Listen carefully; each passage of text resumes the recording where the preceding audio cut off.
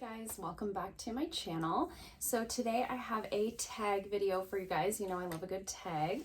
This is the 21 questions makeup edition tag. This was created by Allie Glines. I will link her video in the description box down below. I'll also link some of my faves that I saw do this video that I really enjoyed.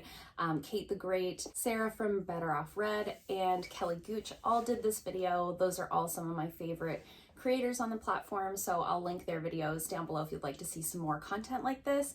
But it's kind of like a introspective look at your experience with makeup, which I think these are interesting, thought-provoking questions. Some of these are probably similar to questions I've answered before in other tag videos, but some of them are quite different. Anyways, I really enjoyed it, so love a good tag. Let's dive right in. Question number one is, what is the oldest makeup product in your collection? So as you guys know, I do a ton of declutters. I don't hang on to things for long periods of time, particularly when it comes to makeup because it's something that expires. However, I do have something, or a couple of things, that are embarrassingly old. So I have these here palettes. These are ancient. Both of them have the lids broken off of them, so I have to carefully get them ready to show you. These are the 88 color palettes that I still own. So I used to have, I want to say I used to have like 6 of these. These are the only 2 that I have left. These are probably close to 14 years old. I don't use these. I just keep them for nostalgia's sake. So when I first became an esthetician 15 or 16 years ago, we used to have a trade show a couple hours away from here that we would all go to. It was very exciting. You know, there was all the fun products and artists on stage, you know, doing different looks, doing fun hair things. And it was always the place to go to find out what was new and exciting in the industry, right? And there was always this one booth that had these massive palettes, and everybody would just line up for these palettes. So they were like a blank label company. So if you were a salon that wanted to carry makeup, you could buy, you know, so many of these and have your logo put on them or whatever. Most of us were just buying them to have them, right? Because look at all the colors. So these are, like I say, probably close to 14 years old, and do not get used, but they do get kept for nostalgia's sake. Question number 2 is, what is your most recent makeup purchase? And I had to really think, but I did do a ColourPop order close to Christmas time, and I treated myself to the Stone Cold Fox palette. I have this on my eyes today. I've talked about it a few times on this channel. It's a very large, cool toned, neutral palette. I love this so much. This is everything that I want in a cool tone palette for such a fabulous price. So I was very excited to add this to my collection. Question number 3 is, what is the first makeup product that you used? This is a tough one. So some of these are very looking back to where you started with makeup, and I don't remember a time where I didn't love makeup, even as a little girl. So I want to say the first makeup product I ever used that was true makeup was probably those little tiny, do you remember the little Avon samples of lipstick? I can remember my mom having some of those and me thinking that they were the perfect little Barbie sized lipstick, and you know, putting them on. So that's a very early memory of real makeup and not play makeup. But my memories of makeup really go all the way back, as far back as I can remember. Question number 4 is, what is a makeup trend that you used to love but now you hate? I don't like the word hate. That's such a strong word to use when it comes to something like makeup. But one trend that I used to do that I just don't do now is baking. I remember a time when everybody was super contouring, everybody was baking their face. I think one of my very, very early on videos on this channel was how to bake your face. As I age, I find that techniques like baking are very unflattering on my 30-something-year-old skin. I do think it has a time and a place if you're doing stage work, if you're, you know, if you were on Broadway, or if you were, you know, doing some crazy shoots that were going to take, you know, 12 or 15 hours or something like that. There's certainly a time and a place for baking, but in terms of day-to-day wear, I am not baking my face. I find the older I get, the less powder I want to use because it just makes the skin look so textured. And so question number 5 is, what is a makeup trend that you used to hate but now you love? And sort of the flip side of that is like dewy skin. At one time, because I have such an oily skin type, at one time it was just the madder the better. I didn't want any shine. I didn't want any sort of anything. I just wanted to look like a flat old pancake, you know, because too at that time we weren't really using highlight, you know, it was very much that matte full coverage look with the concealer lips and the smoky eye, you know, you remember those days. And now, again, as I get older, I find, even though, yes, my skin is a little bit oily, I think it's more flattering to kind of embrace that skin type than it is to just try and fight it and end up looking cakey at the end of the day. Question number 6 is, what is your favorite step in your makeup routine? And I think a lot of people probably would answer this the same. Maybe I'm wrong, but for me, it's the eyes. I enjoy all of it. Like, there's parts of each step that really bring me joy. I enjoy the complexion side of things. I love seeing that like evening of my complexion and enhancing of the features. But when it comes down to like creativity and like joy in my soul, it really is the eyeshadow. As you guys can probably tell from my eyeshadow collection, it's definitely the largest of all the categories that I have. It's just, there's something about eyeshadow that has always drawn me in. I can remember even being like a teen in high school wearing makeup, and the thing I was wearing the most of was eyeshadow. Like, I was wearing foundation, but I wasn't putting eyebrows on. I wasn't putting lipstick on. I don't even know if I was putting blush on. I think I was just doing eyes. Like, that's always been the thing that really drew me in. Question number 7, what is a makeup product you can't live without? And I don't know if this was intended to be like one specific product or if it was like a category. So I'm going to assume it's category, and my answer kind of depends on how my skin is. So if my skin is good, if you don't know, I have acne prone skin. So when my skin is good, I would say eyebrows. Like, if I was just going to do one step, I think the thing that makes the most difference for me and my complexion and stuff is eyebrows. If I can just get up and put some eyebrows on, I look at least halfway human, because my eyebrows are naturally very light and blonde. But when my skin is not doing good and I have a lot of breakouts going on, I would have to say concealer. So it depends on which personality I am at any given time. Right now, my skin's kind of going through it for whatever reason. So I would have to pick concealer. But if you had asked me a couple of months ago, I probably would have said eyebrows. So it depends on the day. Question number 8, what sparked your love of makeup? As I mentioned, I don't remember a time that I didn't love makeup. When I was a little girl, I was not the little girl playing necessarily with like baby dollies. I was playing with Barbies. When I say I was playing with Barbies, I mean I have a giant Rubbermaid bin in my basement full of Barbies. Like, I loved Barbie. I thought I was gonna be Barbie. I really thought that when I grew up, I would be an actual Barbie doll. And so with that came like the Barbie coloring books. I can remember those were my favorite coloring books as like a little tiny child, because I could like match the lipstick to the outfit, or like I could design a little eyeshadow look in the coloring book. I also remember as I got a little bit older, coloring on my Barbie dolls' faces, changing their makeup, changing the lip color, adding some eyeliner. So it really goes like very far back. I just always was enchanted by like these beautiful women, you know, Barbies, Disney princesses. I loved the Disney princesses. I rewatched those movies over and over and over, and I was just enchanted by the beauty, and I just wanted to be a part of it, you know? Okay, question number 9. What is the worst makeup look you've ever done? And I really like racked my brain to like think of a worst one. I even went through my phone and like tried to find like a selfie that I would have posted that I wasn't super happy with, but the reality is I wouldn't have posted it. That's the thing. Like, I definitely have had days where I do my makeup and it didn't turn out the way that I had planned, but there's nothing that's like kind of stands out in my mind as the worst makeup look I've ever done. Question number 10, what is your favorite makeup look you've ever done? Now, I just tend to focus more on positives, I guess. Like, I don't look back and think, oh my God, that terrible makeup look, but I do look back and think, oh, that was so pretty. So I have 3 that immediately popped out in my mind. First being, of course, my wedding day. I did my own makeup for my wedding. I'll put a picture here on the screen. It's not anything too intense or creative in any way, but I did really feel beautiful that day. I went to the MAC store and picked out my makeup to wear specifically on the wedding day.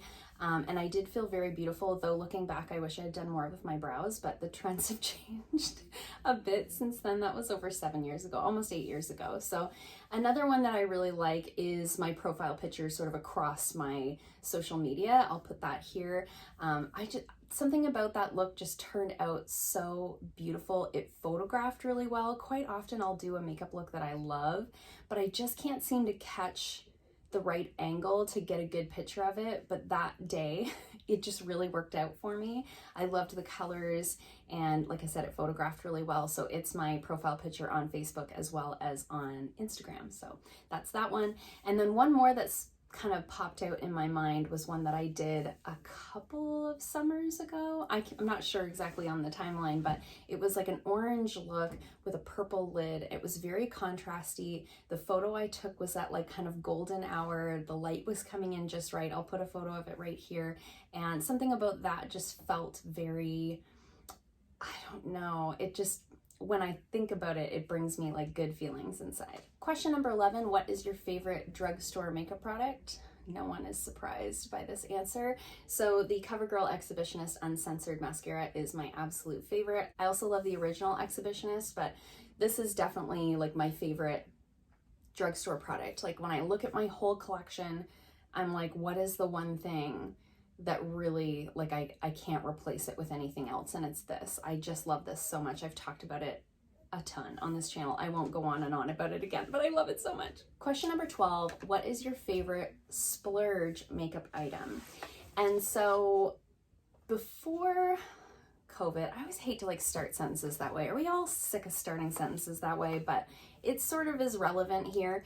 Pre-COVID, if I wanted to just like treat myself to something, you know, to make myself feel good inside, it was an Urban Decay Vice lipstick. I have a ton of these. I don't know what it is about these. The formula is so comfortable. I have this one on today. This is Back Talk from Urban Decay. It is a bit of a luxury item in terms of it being like, you know, a high ticket lipstick. However, it's inexpensive enough that I could justify like buying a lipstick, you know? So I have several of these. For whatever reason, this was like a big pick-me-up. Once upon a time, if I needed a pick-me-up, I would go to the store, I would buy myself an Urban Decay Vice lipstick, and I would feel really great about it, and I would wear it every day for like a week. Now, obviously, we're not wearing as many lip products these days.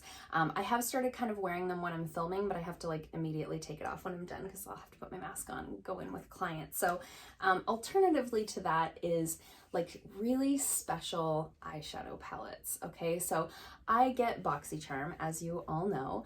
I get a lot of palettes in BoxyCharm, but if I'm gonna treat myself, if I'm gonna spend, let's say I'm gonna splurge on an item, or let's say I'm looking to spend some of my points at like Shoppers Drug Mart or something like that, I love to splurge on something like this that is very special. The packaging is so beautiful. It gives me joy just to look at it. The formula is something very different from anything else that I have.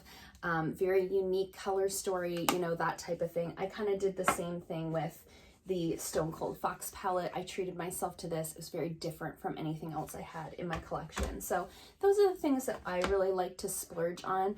I'm much less likely to splurge on like a high-end mascara or a high-end foundation even. Like these types of things almost feel like collector's items to me. And as somebody who considers themselves like a collector of makeup, this brings me a lot of joy. Question number 13, what is your most repurchased makeup product? Eyebrow pencils, specifically the CoverGirl Ultra Fine Brow Pencils. I don't know how many of these I have bought. This is in the color Honey Brown. I also use the color Soft Blonde. I have probably bought a dozen of each color no joke. Once I found these ones and I really liked them, the CoverGirl products go on sale so often, and now that they're cruelty free, it's just such a no-brainer. If I see them go on sale, I grab a couple. Also, brow products are one of those things that you use up fairly often. I use up a brow pencil more quickly than any other category in my collection. Question number 14, what is your earliest makeup memory? So as I've mentioned numerous times in this video, it goes way back. But another one that sort of sticks out in my mind, so growing up, my parents had like an ensuite bathroom, like off their bedroom, and then my sister and I shared the sort of main bathroom in the house, and it had like a long counter and like a bank of 3 drawers, and the middle drawer of those 3 drawers was full of like costume makeup, like stuff for like Halloween and stuff, right? So I remember so vividly sitting on the counter of that bathroom, my sister and I, she would sit on one side, I would sit on the other, and we would just like paint our little faces just for the sheer joy of it. And I can remember, of course, being really young and making like clown faces and like drawing a butterfly on your face and things like that. And then of course, as I get older and I got really into like the Disney princesses, I would take the little they were like water paints for your face, and you would just wet the brush and go in and do the things. And I would take that little palette that was made to do like clown makeup, and I would take the red and I would color my lips in red, and I would take the blue and I would give myself blue eyeshadow, and I was like, there, I am Snow White. So that is a very early memory of just trying so hard to create a makeup look out of like costume makeup and not even really thinking too hard about it. It was just something I knew I wanted to do, you know? Question number 15, what's your favorite place to shop for makeup? So, I mean, obviously we love Sephora, but I personally am partial to Shoppers Drug Mart. So here in Canada, we don't have Ulta. We do have Shoppers Drug Mart. They have like a whole beauty boutique situation, and their point system is so good. The Shoppers Optimum points are amazing. So I consistently have like $100 worth of points that I could use at any given time. So a lot of the brands that you can get at Sephora, you can also get at Shoppers, maybe not always in store, but definitely online. So I'm kind of the mind that if I can get it at Shoppers and get those points, I'd rather do that than go to Sephora. So it's kind of rare that I actually go into, it's very rare that I go into a Sephora. We have a Sephora here in the city where I live, and I have been in that store twice, literally twice. I'm much more inclined to shop online than I am in store. Even before all of this weirdness of the last year, I've always just been more inclined to shop online. My husband and I share a vehicle. I tend to not get out too often to just like poke around. I tend to just be able to do that on my phone more often. Let me know in the comments below where you like to shop. Are you in Canada? Do you prefer Shoppers? Are you in the States? Do you prefer Ulta? Because I know I've heard a lot of people say Ulta's point system is better than Sephora. Sephora points are just not, like, they're not anything to get excited about, right? Question number 16, what is the most underrated product in your collection? And I struggled with this one for a minute, and then I started looking at what are the things that I use day to day. And one thing that really popped out to me is this powder. So this is the Pretty Vulgar, the Powder Room Matte About It Translucent Setting Powder. I never hear anybody talk about this. I don't really hear anybody talk about Pretty Vulgar in general, but specifically this powder. I use this every single day to powder underneath my eyes. So this is what I use to set my concealer. I exclusively use this to set my concealer. If I travel, I take this giant jar with me because I find a lot of powders, when I put them over top of a concealer, it darkens. It gets darker. I already have very dark circles. I don't need any help. I also have, I'm in my 30s. I have texture underneath my eyes. So I find a lot of powders, they either darken the color of the concealer or they really enhance texture. And so it just makes everything look worse. This one here, it's just a translucent powder. There goes my fridge again. It's just a translucent powder. I use this on clients when I do makeup applications. It just works so well. It doesn't enhance texture. It doesn't make my concealer look darker. It just works. It works really well. I don't use it over my whole face because I do believe it has talc in it. I don't like to have talc kind of all over my face because of the acne, but specifically under the eyes, this works so well. So it's just bizarre that I never hear anybody talking about this. It's such a good powder. It works so well. And I have had this, I feel like I've had this like 2 years. I use it every single day, and I don't feel like it's even getting low. Question number 17, what is the most overrated product that you own? And I'm gonna go with the Beauty Blender. This is like a little bit dirty. Is anybody buying beauty blenders anymore? There are so many other like exact same sponges for like a fraction of the price. The e.l.f. ones are great. The Quo ones are pretty good. This is like nothing special, but I feel like there's still some people out there that swear by the Beauty Blender brand of sponges. I think they make some nice products, but I don't know that the sponges are really anything to get excited about. When they came out, yeah, there was like nothing like this. It was revolutionary, but now are we still using these? Question number 18, what is a discontinued makeup product you'd like to see come back? The Anastasia Sultry palette. I really missed the boat on that one. I wished I would have bought it when it was out. I believe I bought the Norvina palette instead, and in hindsight I wished I would have bought the Sultry palette. I know that it came back sort of limited time for Christmas this year, but I actually never saw that available anywhere in Canada. So if I had, I probably would have bought it because I do really love that palette. I have a friend that has it and I just like am green with envy every time she shows it to me. I just want it. It's one of those ones. I think it's like a very similar color story to the Stone Cold Fox palette, so I probably don't need it at this point, but there's something really special about that one. If I was gonna have like one more ABH palette, that would be the one that I want. Question number 19, where do you go for makeup inspiration? Pinterest for sure. Like I have a makeup board on Pinterest that I save, obviously, photos that I find inspiring. I don't get a ton of inspiration from Instagram. I find Instagram, a lot of what you see is just very artistic, very cool, kind of avant-garde kind of looks, but not something that I would wear in like my day-to-day life. And I don't have time to do like a cut crease every morning, you know? So I kind of find more inspiration just from what I see on Pinterest, and also just like watching YouTubers do like get ready with me, like just casual videos where they're doing their makeup. They might place the eyeshadow somewhere that I wouldn't have thought to do that, or whatever it is. That's usually where I see something that I'm like, oh, I should try that. That looks kind of fun. You know, it's kind of in that day-to-day, just seeing someone else do something that you think is interesting, more so than like specific photos or a specific influencer or something like that. Question number 20, what do you hope to see less of in makeup's future? And I'm gonna go with just judgment. I think there's a lot of judgment that goes on specifically in the beauty community, more so than any other community.